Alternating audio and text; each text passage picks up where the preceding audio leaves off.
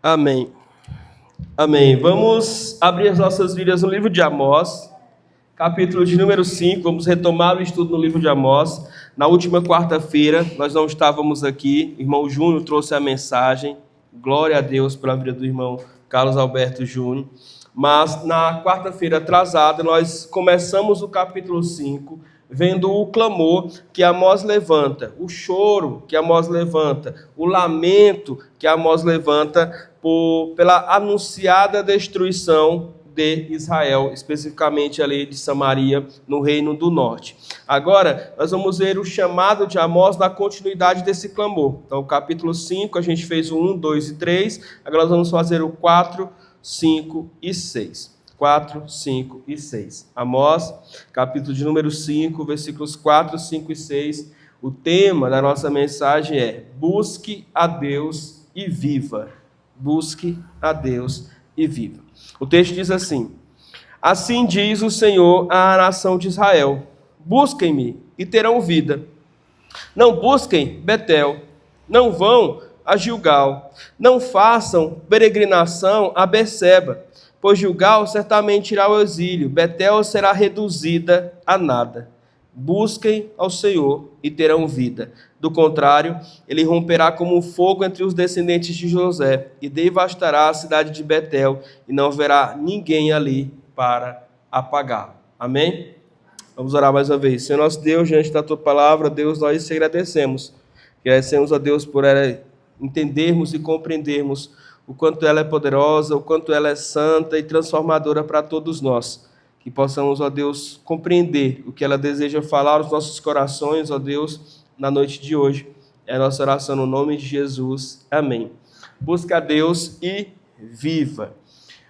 O texto começa falando sobre isso. Porque a verdadeira vida só faz sentido quando nós vivemos com Deus.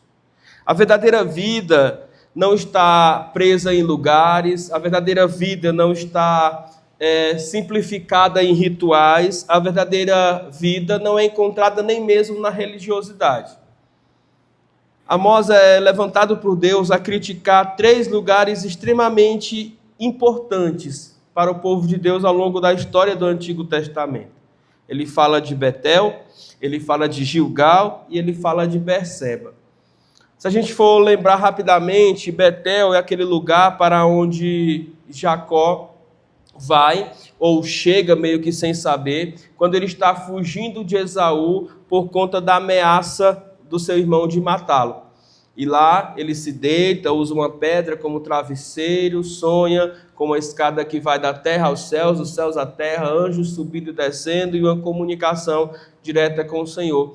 E ali, então, ele acorda daquele sonho, daquela visão, com a ideia de orar e dizer: Senhor, se tu me abençoares nessa minha viagem até a casa do seu tio, se tu me abençoares na minha estadia lá, certamente eu te dizimarei, eu serei fiel a ti e começarei a te servir de todo o meu coração. E ali há um começo da transformação daquele que chega até aquele lugar com o passado de um enganador, mas que sai dali com um futuro de esperança, um futuro de alguém que queria ser temente a Deus, um futuro de alguém que provavelmente seria encontrado e transformado pelo Senhor.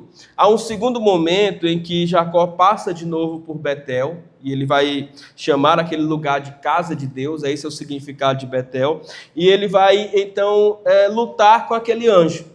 E ali, de fato, a transformação se consuma. É onde ele vai deixar de ser reconhecido como Jacó e passar a ser chamado de Israel, ou seja, aquele que luta com Deus. E ainda tem um acréscimo do autor, e prevalece, né? Porque ele foi abençoado ali por Deus. Então, a sua transformação atinge ali um ápice, atinge uma novidade, atinge um lugar onde, de fato, ele vai poder ser, a partir dali, uma outra pessoa e deixar todo o seu passado para trás. Por isso que Betel era extremamente importante para os descendentes de Jacó, por conta dessa história. Gilgal, por sua vez, é o lugar onde Josué arma seu quartel-general para de lá atacar todas as cidades dos cananeus e conquistar a terra prometida. Então era uma cidade que significava um poderio militar, era uma cidade que trazia segurança, era uma cidade fortificada, era uma região que também trazia para os israelitas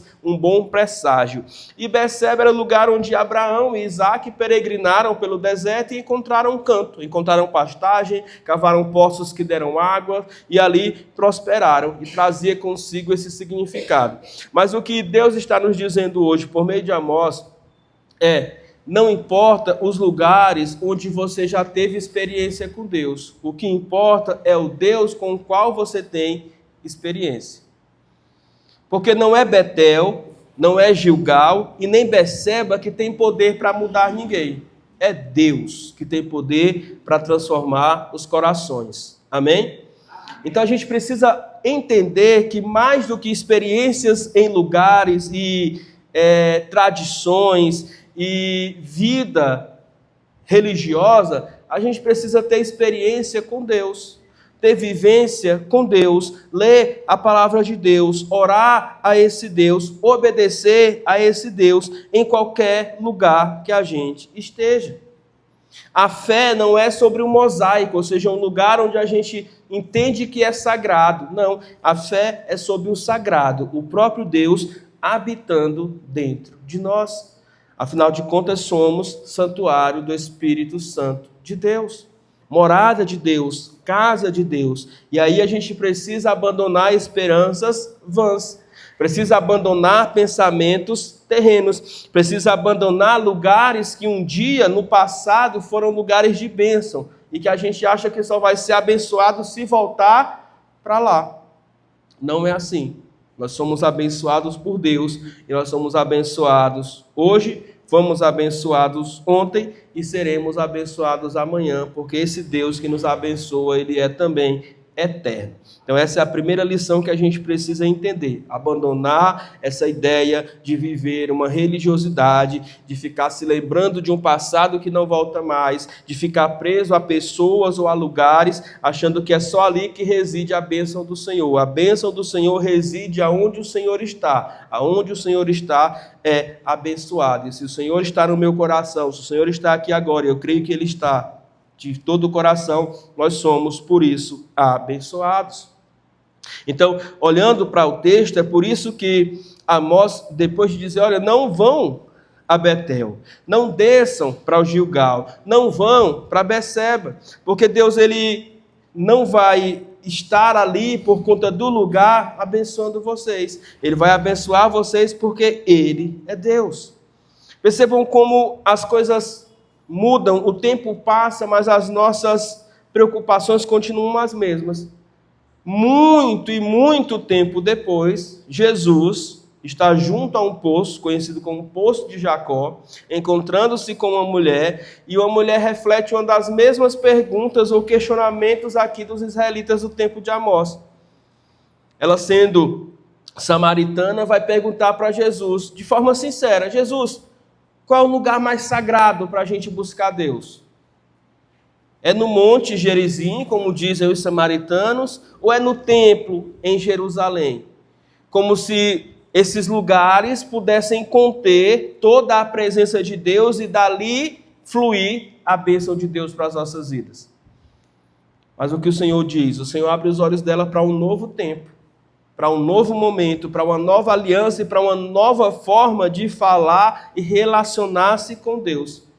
Ele disse, mulher, chegará o tempo, e esse tempo já chegou, onde nem no Monte Gerizim e nem em Jerusalém estarão adorando ao Senhor, mas adorarão ao Senhor aqueles que o adorarem em espírito e em verdade. Porque são estes os adoradores que o Pai procura. Vejam que muitas pessoas fazem inúmeras peregrinações buscando a Deus. Mas há um tipo específico de pessoas que é Deus quem procura. Os verdadeiros adoradores. Aqueles cujo coração está entregue e obediente à palavra de Deus. Aqueles que adoram a Deus com todo o seu espírito, com toda a sua alma, com tudo aquilo que tem.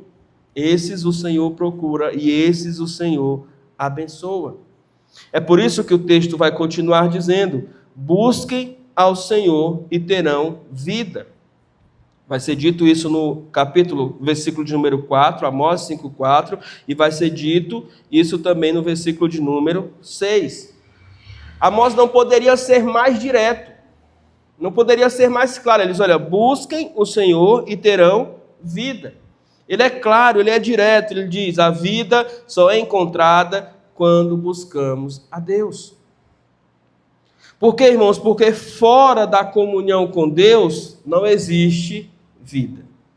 Fora da comunhão com Deus só há ruína.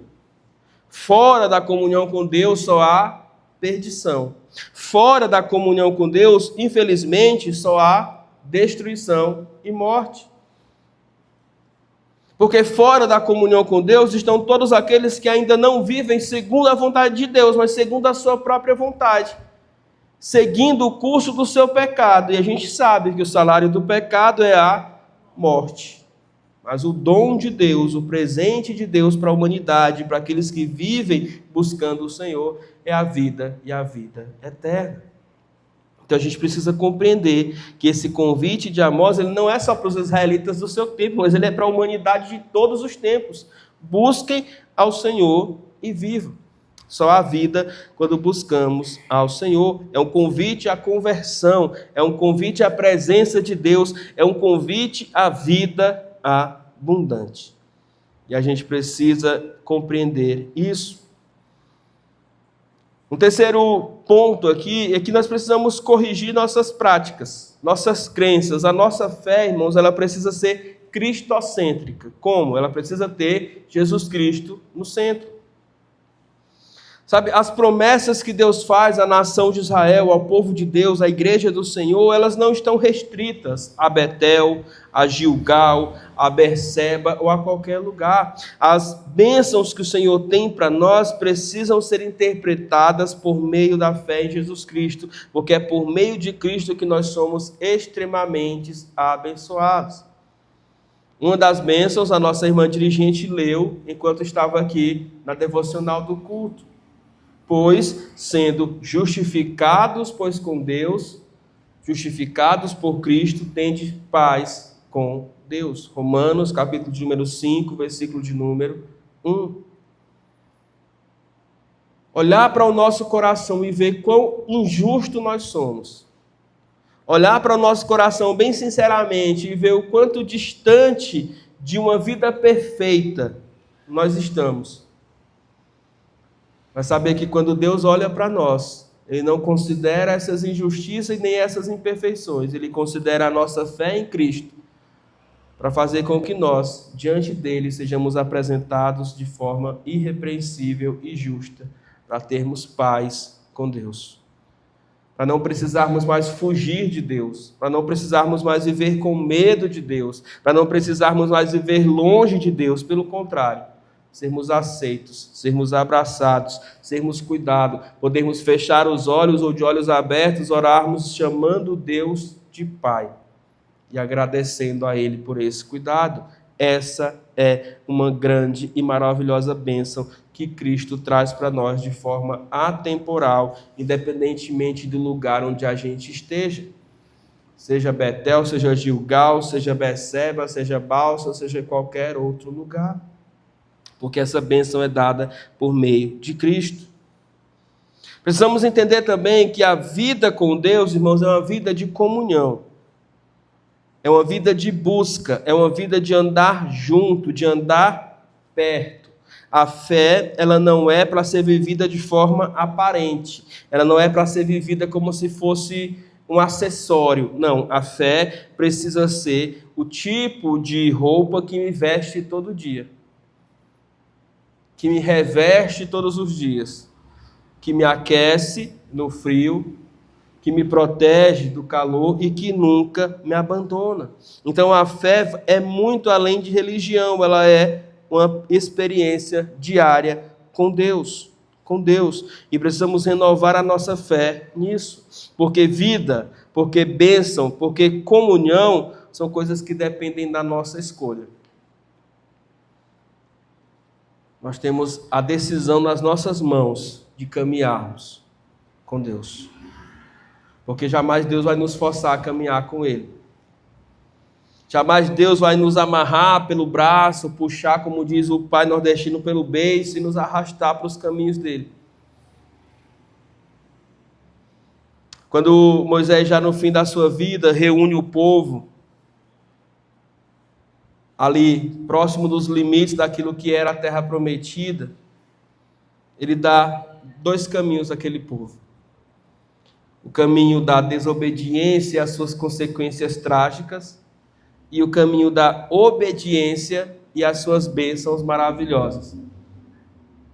Um caminho levaria à morte, e Moisés diz, esse caminho vai levar vocês à morte. O outro caminho levaria, obviamente, à vida, e a vida maravilhosa ali para eles. E Moisés ainda vai dizer assim no livro de Deuteronômio, escolhe, pois, a vida. Escolhe, pois, a vida.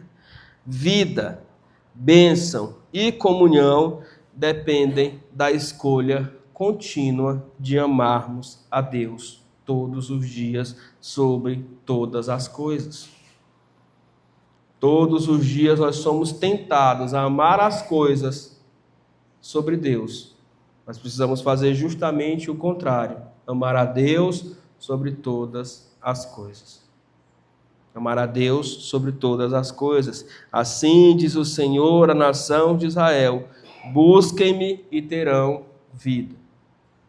Os irmãos lembram o tempo em que Amós está dizendo essas profecias? Ele está dizendo essas profecias durante um tempo de prosperidade, durante um tempo de paz, durante um tempo onde a nação de Israel estava feliz e orgulhosa de tudo que tinham conquistado. Mas Amós está dizendo, olha, o culto de vocês não é aceito, o sacrifício de vocês não é aceito, a oferta e o dízimo de vocês, embora seja muito e mais numeroso do que os dos outros, também não estão sendo aceitos. Por quê? Porque é fruto de injustiça, é fruto de pecado e é fruto de desobediência a Deus. E vocês vão morrer, vocês serão eliminados. O capítulo 5 começa dizendo isso, a virgem cairá e ninguém a levantará, ou seja, a nação de Israel, a noiva de Deus, aquele povo que Deus preparou para serem seus sacerdotes, cairão e ninguém os levantará, porque estão buscando a sua própria glória, buscando o seu próprio orgulho e não a vida com Deus. Só há vitória, só há esperança, só há salvação para aqueles que decidem caminhar com o Senhor. Busque ao Senhor e viva. Busque ao Senhor e viva. Não confie em sua tradição, não confie em sua religiosidade, não dependa do seu passado. Hoje é o dia de buscar ao Senhor e de receber vida que vem do Senhor. Amém? Amém. Vamos ficar de pé e vamos orar, agradecendo ao Senhor que nos dá vida.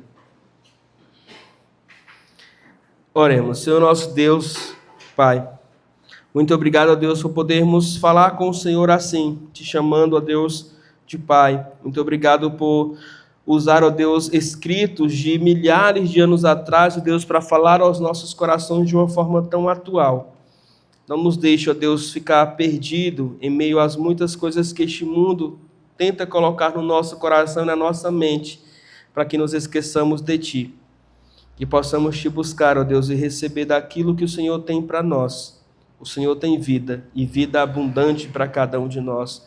O Senhor tem cuidado, o Senhor tem proteção, o Senhor tem milagre, o Senhor tem transformação. Que tudo isso, ó Deus, seja o nosso presente, seja, ó Deus, o nosso futuro, a nossa esperança e a nossa vida contigo. Abençoa-nos, ó Deus, com essa noite de paz, leva-nos em segurança aos nossos lares. Abençoa, ó Deus, esse dia de feriado amanhã, que todos, ó Deus, possamos nos lembrar que é mais um dia em que podemos, ó Deus, aproveitar das rotinas alteradas para também Te buscar, ter um tempo contigo, com a Tua palavra, em oração ao Senhor. Ajuda-nos a nos lembrar disso, a fazer isso. É as nossas orações e a nossa gratidão, no nome de Jesus. Amém. Amém. Vamos nos assentar, vamos orar silenciosamente e nos despedirmos em paz uns dos outros.